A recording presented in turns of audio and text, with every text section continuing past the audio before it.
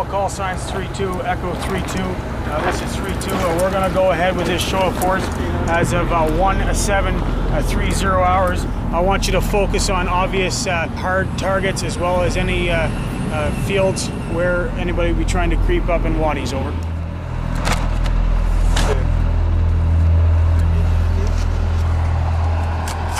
I just think some people are born for it. Some people are born to be a doctor. Some people are born to be vets or whatever. We're warriors. That's what we do. And we're good at it. A lot of it's our training, but a lot of it's who we are. First, Second World War, Korea, you know, Canadians always shine. I guess it's our turn.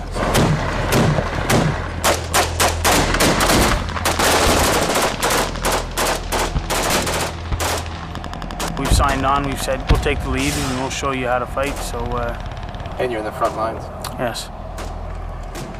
But don't tell my mother that. Hit that flare!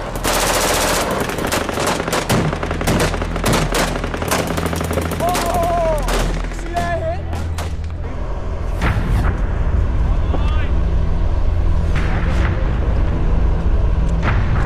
So why Crazy Eights?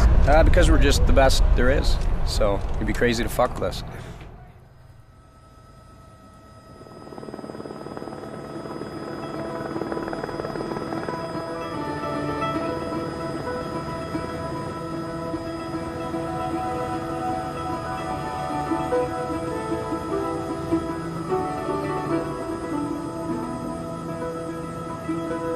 There were 2,300 Canadians serving in Afghanistan while we were there.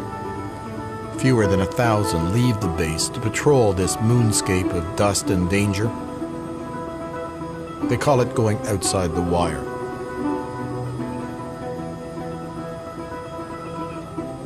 We spent October with the troops at Kandahar Airfield, in Panjwai, a traditional Taliban stronghold, and in Spin Boldak, a forward operating base on the Pakistan border.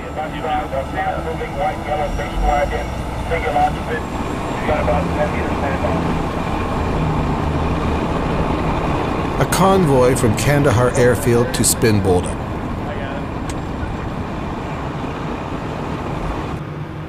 Inside the armored vehicle, it's cramped, dark, and uncomfortable. I'm told if there's an attack, I'll be thrown in a ditch and just stay down.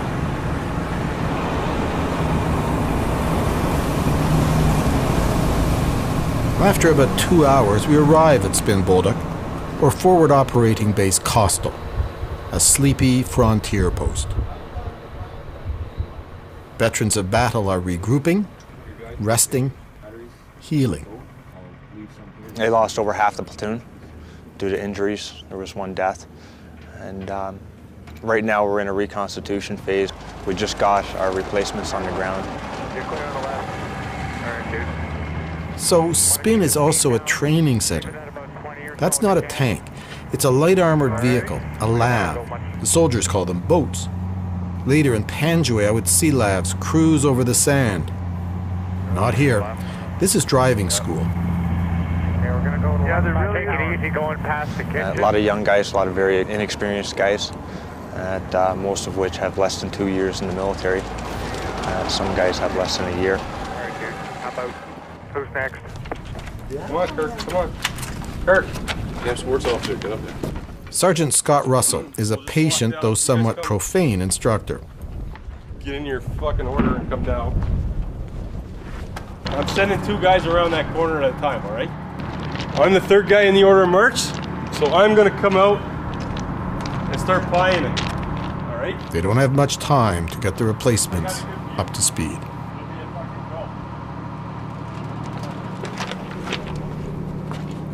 Okay, let's start picking up your spacing. Open space right.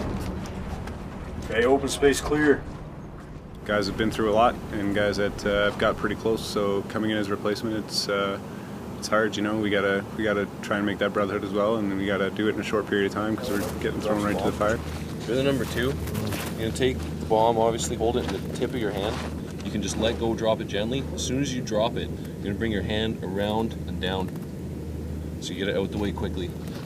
If you don't get it out of the way quickly, you're going to be losing fingers, because when that bomb shoots out, it's going to take a thumb or a finger with it. I've never been in it. I've never been in what everybody calls the shit. I don't know if you can put that on camera or not, but I've never been in anything like that, so it's hard to say if I'm ready. I'm as ready as I can be. If something did go off, a car bomb and that, you're going to lose a couple guys, but you always lose somebody. And that brings the point why it's important to have your point man. He's the guy that has to approach the vehicle. Somebody has to take the risk, and he's the sacrificial lamb. How many in the vehicle? Can't really prepare for it, really. You can tell them what's gonna happen. You're gonna be like just mentally prepared, but things go down and people die, then how do you prepare for that, really? The last time 8 Platoon was on television, it was a wrap ceremony on the news. In October, they are still nursing wounds and memories of a month ago, Panjwai, where they fought in Operation Medusa. I turned around, my buddy Keegan was standing there in the air gunner's hatch, just covered in blood, so I asked him what was up. He just looked at me and said, "Cushly." I asked if it was good to go. He said no. But, you know, you don't have time to mourn for it there. You got a job to do. Turned around, kept doing what I had to do. Not easy. My warrant, Mellish, he was the best warrant I've ever had. Probably, and hopefully not, the best warrant I'll ever have, but one of the last things he said to one of the fellas before his unfortunate incident was, "You hold this line, don't give an inch. Today's payback day, boys, we're gonna get him." And he walked off to make sure his friend was okay or to see what he could do, and that was the last time we saw her walk. Making a jump! Medusa was the biggest battle Canadians have been in since Korea. 8 Platoon was in the thick of it. Then the next morning, the platoon was strafed by an American plane, an A-10 Warthog. They were literally gunned down in friendly fire. Same time. So I was out there brushing my teeth with my Master Corporal Bellamy, and I saw 2 of those little sparks go. I knew instantly what it was. Ran and dove into the back of the lav. The Master Corporal, quick on his feet as well, he dove in as well. The Taliban was a water bottle. Fortunately for me, and unfortunately for him, he landed on top of me and took a couple hits for me. But that's what Master Corporals do, I guess. Thompson got some, Mitch got some, I got some. Like pretty well everybody in our platoon got some. I got hit in both triceps and then in the face here. I just got 2 shrapnel in my back. About 16 injured, not more. 1 KIA, Private Graham. The Crazy Eights became famous. Warriors one day, decimated the next. I think no company has been affected in such since the Korean War. Yeah, we were rendered ineffective, combat ineffective, and out of my platoon there was 8 of us fit for redeployment. Flipping the lighter, focus forward those first. Oh, here, okay? Fuck, blank. In battle, you depend on the guy beside you. They've got to get to know each other. Cody. Cody? Mike. I got Cody. You're fucking picked by, what's your name? Fergie. Fergie, you're on Fergie's team. I got Reed too then. Reed? Yeah. Who's Reed? Roof. This was a platoon that prided itself in its cohesiveness, teamwork. But the replacements are untested.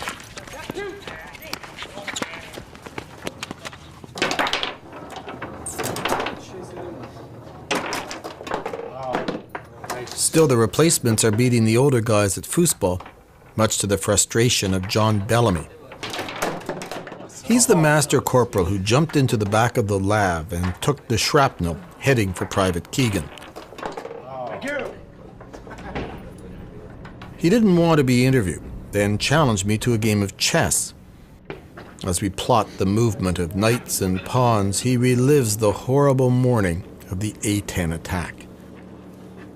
The guy who died, everybody speaks very highly of. Mm-hmm. The Olympic athlete. Yeah, Mark Graham. He was a very good soldier. He will definitely be missed. One of the guys said it was pretty interesting for all the near misses because, you know, an inch left or right or a centimeter left or right and you would have been dead, but there's so many cases of that, it was unbelievable. Well, you're a case in point. Yeah. The piece of shrapnel traveled in my back through the muscle and is apparently pretty close to my spine at L3, buried in amongst some nerves. So that they left it in because they said it'd do more damage taking it out than it would leaving it in. So you got a souvenir at Panjway. I would have liked to have taken a different type of souvenir home, but, you know, take what you can get, I suppose. God, I'm stupid. Foolish moves. I'd take it. It's a gift. Don't expect it again.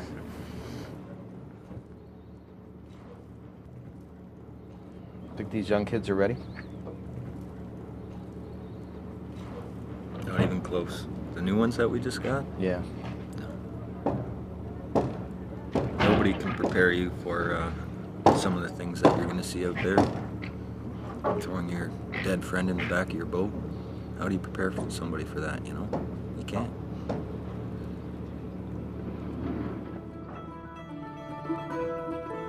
We know we will be going to Panjway soon, we just don't know when.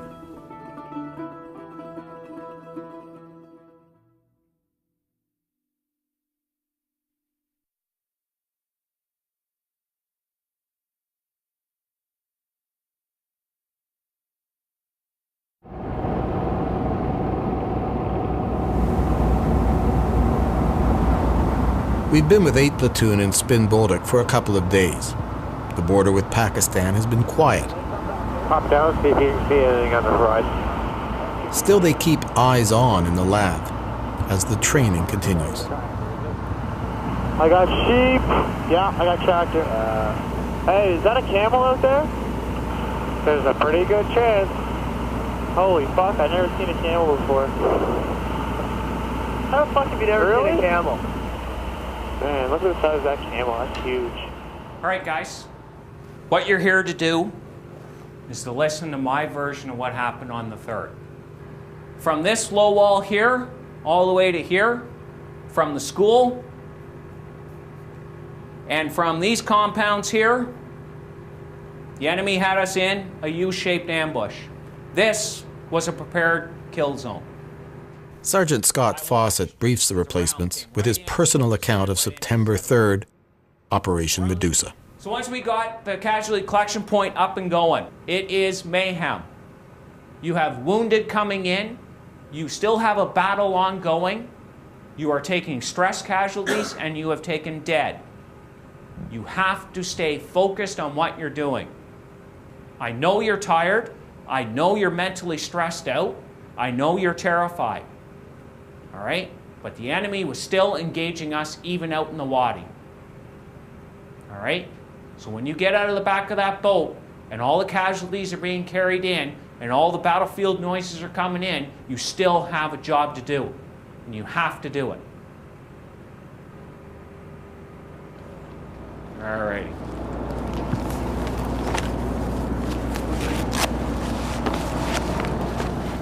Canadians have been holed up in the base, but visiting American engineers need support in the town of Spin Bolduc. Some of 8th Platoon are assigned to protect them.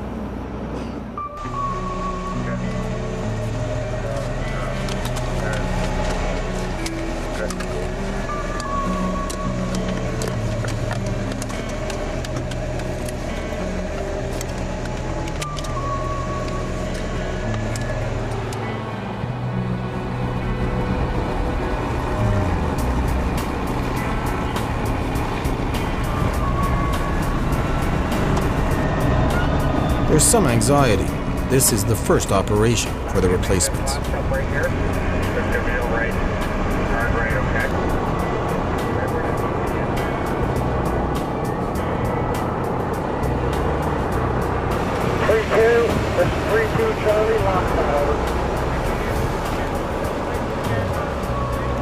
So what is this exactly? This is basically just an American compound that they're building up.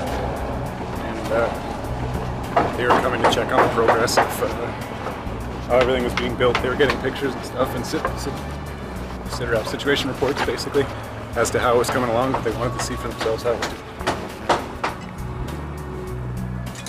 Eventually, Afghan police working from this station will try to control the region's drug trafficking. You got traps?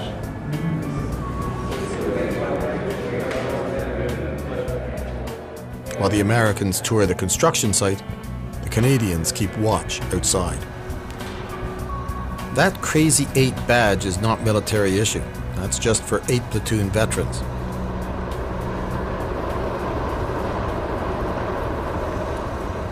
Sergeant Chris Jeeps leads the operation. You constantly move, you don't want to stand in one spot in case there's any chance of sniper fire. And it doesn't create a good target for the enemy to hit you with. So.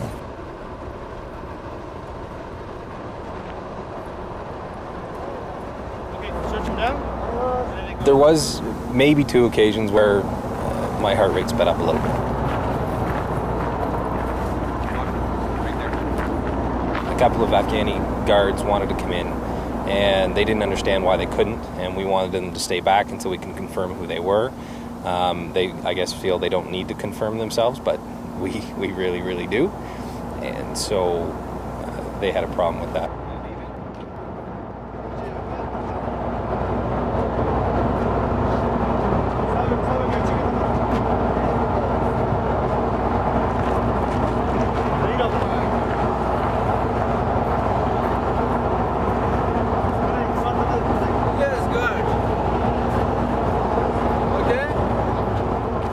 My first experience with having to worry about possibly having to pull the trigger. You were ready to pull the trigger if you had to? Absolutely. There's nothing on this planet that would make me want to leave my wife and little girl without a husband and father. So that's what it boils down to. I'm here to protect myself, my fellow soldiers, and my family. The mission is a success. Some soldiers said they heard gunfire, warning shots. I didn't.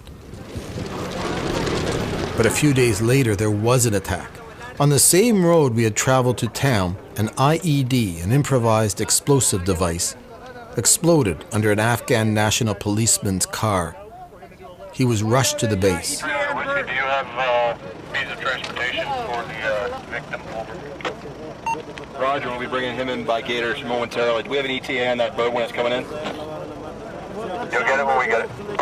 Turner Whiskey, Roger. He would lose one foot and almost the other. Lift! Good work, guys. You walk on over, you can hand the IV bag to the medic. I'm gonna hop up here with the doc. You need any more back here, or are you good? Good back here if I, with the mass corporal right there. Okay, I got you. Thanks. You just need one there? Just take it easy, not too fast.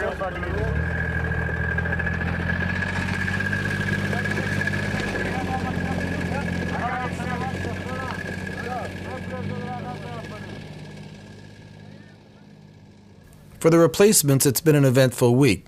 Their first mission, a paramedical procedure, and finally their orders. They are to head back to Kandahar airfield, then on to Panjwai.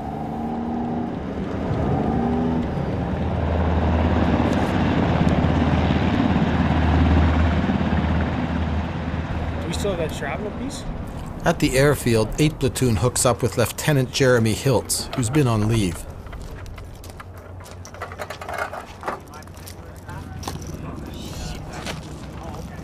It's been a quiet month on Highway 1 through Kandahar City, and that makes people nervous. The most possible threat to us today is in the vicinity of Sriracha right here. Okay, there is a ambush position set up. They did get Lieutenant Hiltz's briefing is blunt and chilling. Everything that can happen to us out there is a variation of one thing. We get attacked. Okay, adjust as we go through, and I'll give direction, as well as the section commanders and crew commanders will give direction as we're going along. Okay? Are there any other points from the section commanders? Okay. When we get through Panjwai at last light, that's our favorite time for hitting. So be prepared for anything. That's all I got, sir. Okay. Like I said before, I'll support any decision you guys make. I'm not with you in that vehicle. Your section commanders aren't right necessarily up there making the same decision you guys got to do. You see something that doesn't give you a warm and fuzzy, escalate as you see fit. If you don't know your ROEs, talk to your section commanders and clarify anything, okay? Once we leave this gate, it's game on until we get back into here, okay? Be a long time, who knows, okay? It's good times, boys. You get the soldier, it's awesome. Okay, you got guys beside you, like I said. Let's get our heads into the game and let's do the job. Right on, good to go. Mount up.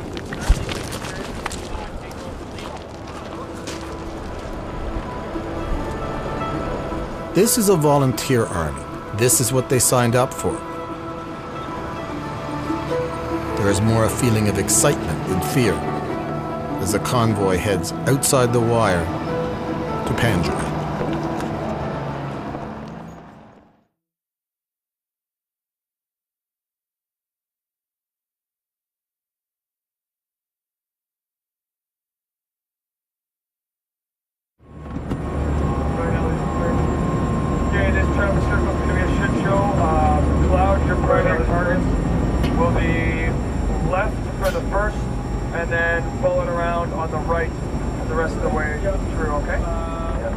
This is one of the most dangerous roads in the world. Second right, no vehicles. Second right's got a yellow and white single occupancy. 8 Platoon rumbles through the chaos of Kandahar City and then Ambush Alley. Some Afghan children wave, some gesture, some throw things.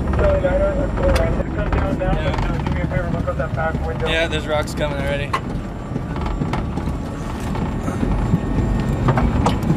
That was a nice one. That was a good one.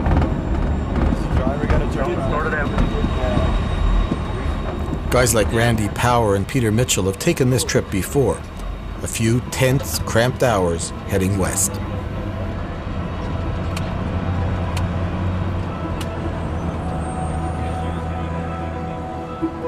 At first in Panjwai, all you see, breathe, and feel is dust.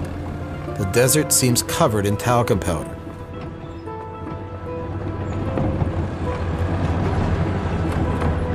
It's a land of wadis, dry riverbeds, hiding Taliban fighters, natural trenches, like the ones 8 Platoon now call home.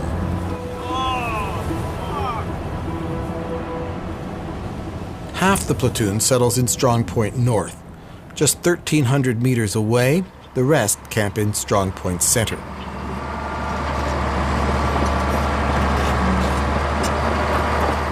They are assigned to guard the construction of a road which will carve through Panjwai. Paving the dust will make travel more efficient and much safer.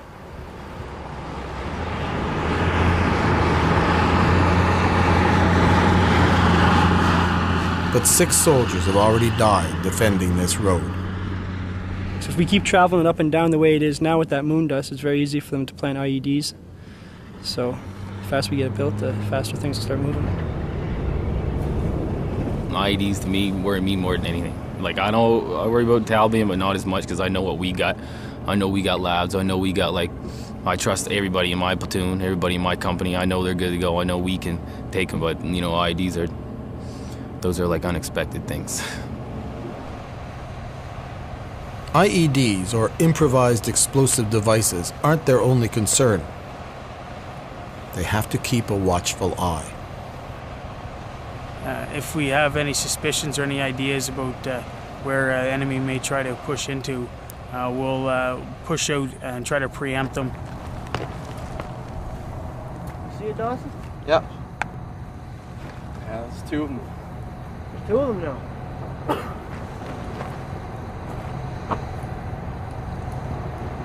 No way, I see him. Sergeant Jeeps leads a group, including an interpreter, to question a suspicious family.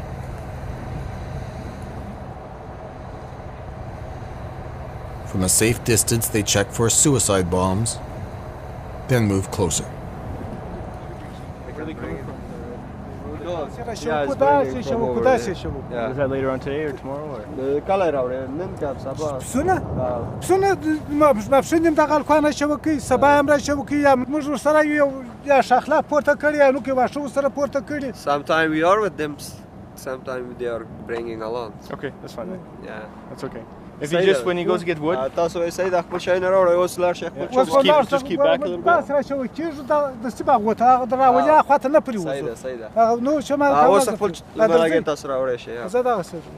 Okay. It's all right. Yeah. Thank you.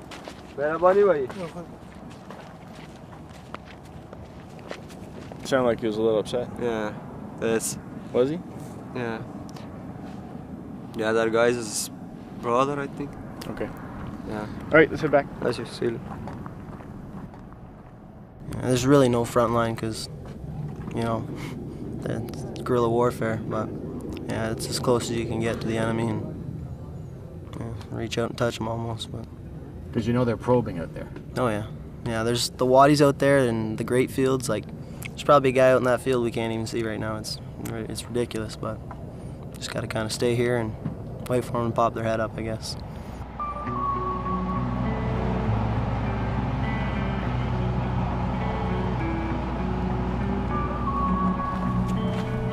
Almost every day they go out on patrol.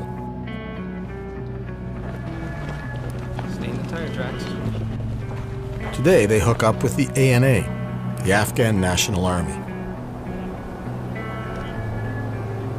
The two strong points meet.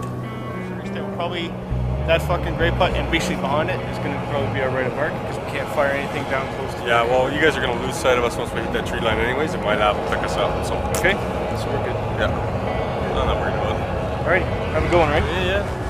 See you in a bit.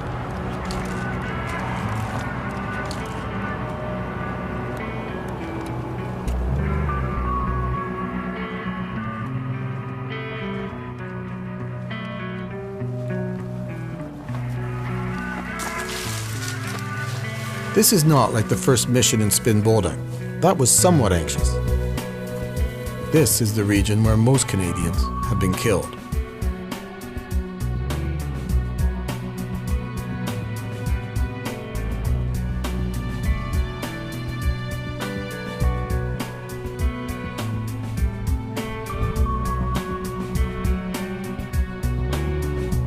This confusion of mud huts and grape fields has hidden Taliban before.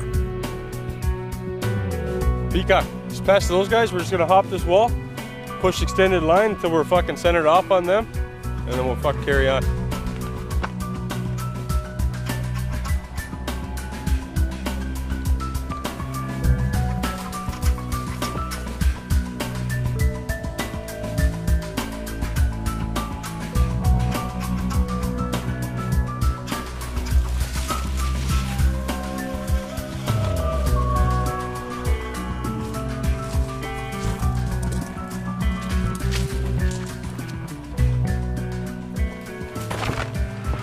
For you guys who haven't, who just got here, you can see the defensive nightmare it is to attack somewhere like this.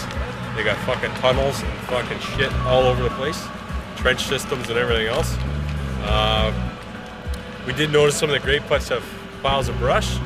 They've been finding weapons caches and ammo caches and stuff like that under them. So tomorrow morning we'll discuss future operations. We'll probably go in with some engineer assets back to those grape putts, turn the brush over, light it on fire, see what cooks off. Kind of stuff. Soldiers in 8th Platoon didn't see any Taliban this afternoon. Tomorrow they will.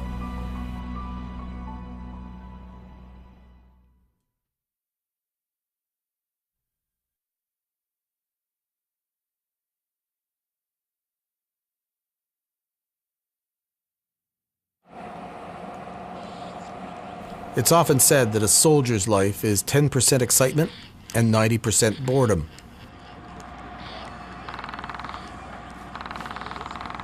You learn to enjoy the downtime when you've got it.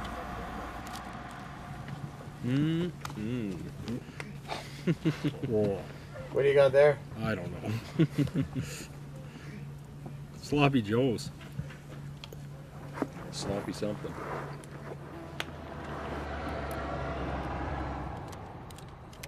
As the Crazy Eights relax, I enjoy the camaraderie. After you took that shrapnel for me, back in that 810 Warthog straight. He dove on you and the officer? Yes. Yeah, I was there. That is true, eh? He dove on you? Yes, he did. Covering his private. Yeah. It's covering my privates. You can put a spin on it any way you want, Johnny. I know you love me. In Strong Point Center, Taliban have been spotted about 1.5 kilometers away. A LAV moves in from another platoon for a coordinated show of force, looking for reaction.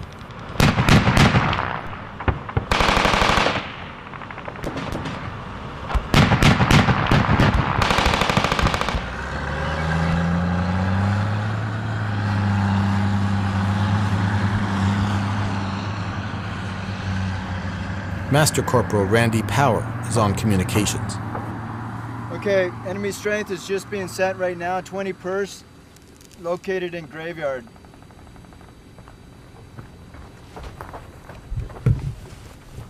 Three ones actually. 3 ones putting in an indirect 60mm roll.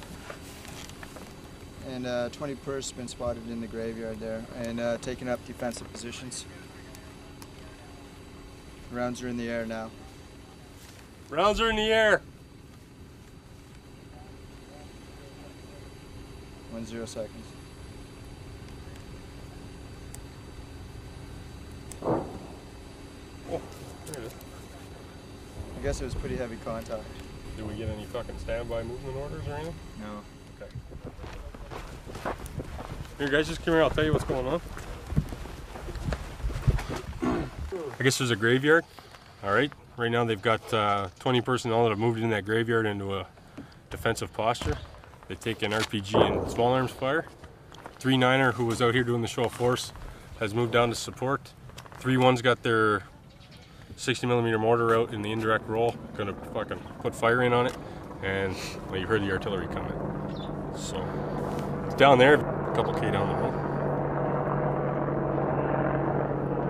8th Platoon is not called into the action. The fight is primarily handled from the air. But Randy Power thinks it's only a matter of time. It's based on how much this intensifies and the effect of what's going on right now. I mean, there's an escalation, there's a probing on the enemy's part on our positions and that, and obviously they're looking for vulnerabilities. Right over there. You see them? Oh, they're down now. You see them? Oh, that thing ain't. Yeah, I know. They're moving back. They're the ones trying to fire. Hey guys, you're gonna stand out here, put your fucking kid on.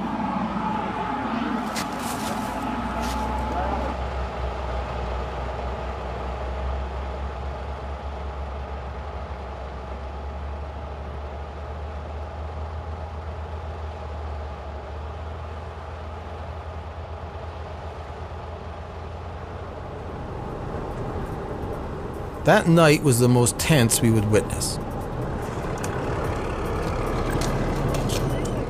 While many of the veterans at Strong Point North are prepared, maybe even eager to get back at it, the action is up the road at Strong Point Center, where about 8 Taliban have been spotted. Not 1 kilometer away this time, but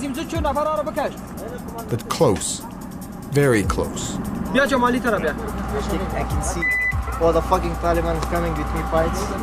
The ANA send men out after the Taliban. A brave move by the Afghans, but it means the Canadians can't shoot, even at moving targets. House, right here is house, building. Yeah. 3 guys, buildings. 3 guys. Yeah, 4 ones up there is like lights. Yeah. We see them too. We can see them.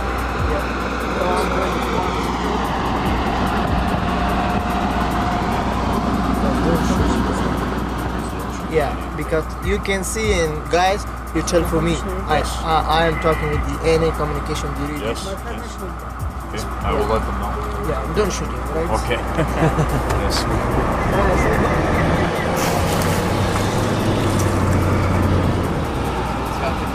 Right now, 5 unique people on it.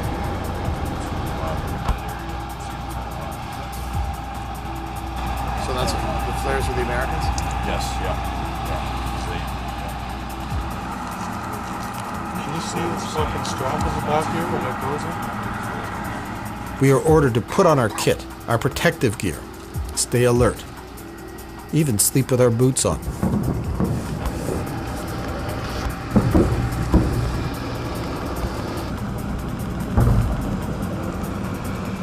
There is scattered gunfire all night. Nobody sleeps well. About midnight, possible contact off to the east. At 1 o'clock, a single shot. At 3:30, a burst of gunfire.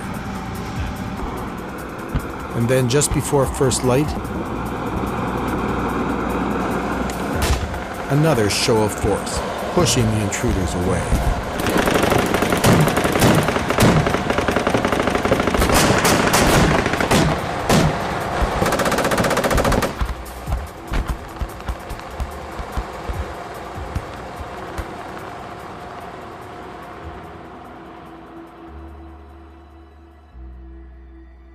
It was an initiation for the replacements, and for us, but just another night in Panjwai for the Crazy Eights. I think we're used to it by now. But, it's Afghanistan.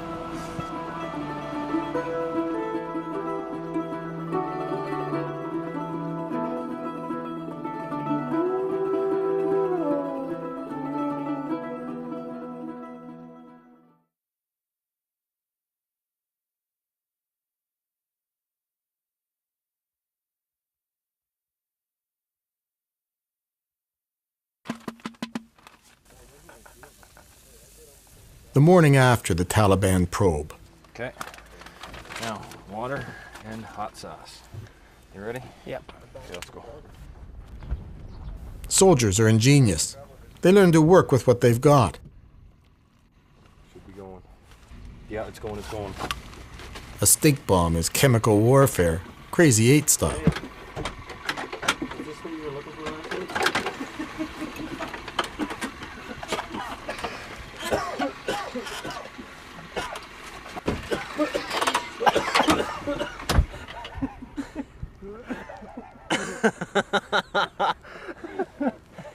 I think that's funny. Fuck, guys. Where's your gas mask, Kirk? A lot of good it's doing you. After a few days, I get the rhythm. You're on watch or waiting your turn. I realize that I have stopped thinking of them as replacements and veterans. They are now all soldiers. By our last day, I'm starting to feel at home in the dust, settling in as Private Steve Keegan holds court with a message for home. Tell the camera what is in that letter. This is a letter to Don the Man Cherry, Voice of Canada, and that other guy was Ron, I think. Ron? Just kidding, Ron. I love you too, buddy. Tell Matt to grab the fucking team by the horns this year and win it. For fuck's sakes. Jesus. I could die this year. I would have never seen the Leafs win. Keep that on your fucking conscience, boys.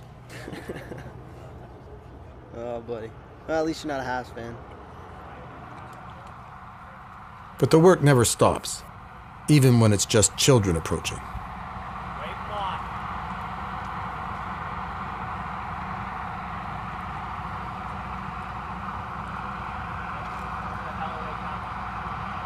Don't let him in.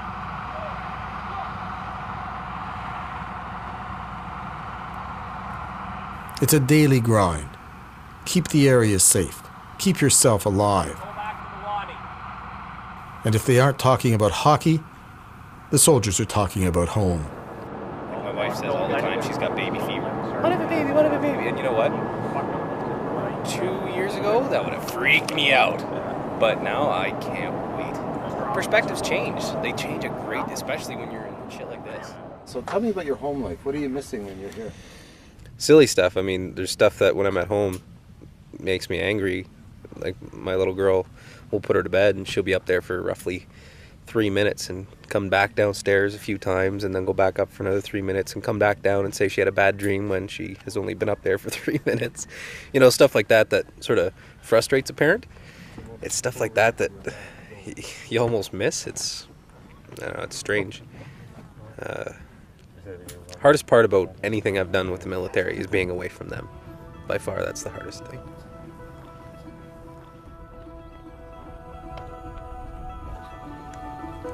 You here to replace me? See.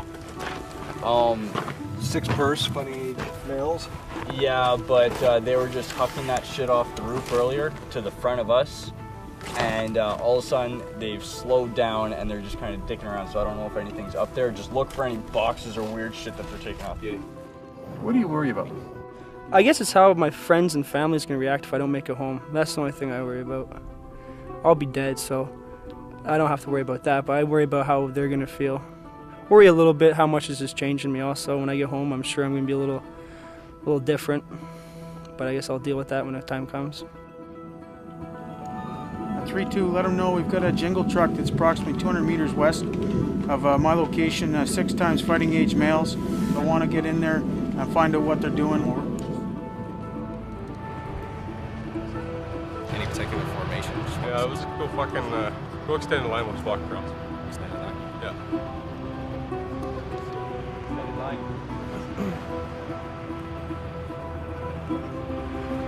Yeah.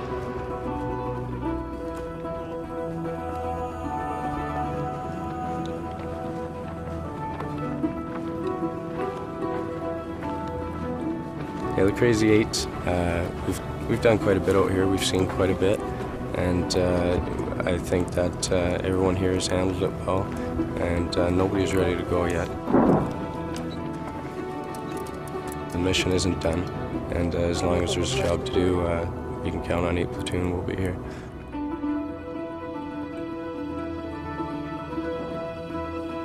At the end of October, we headed home. Just before Christmas, I got an email from Private Keegan. 8 Platoon stayed out in the Panjwai dust for 57 days straight. They returned to Canada in late February.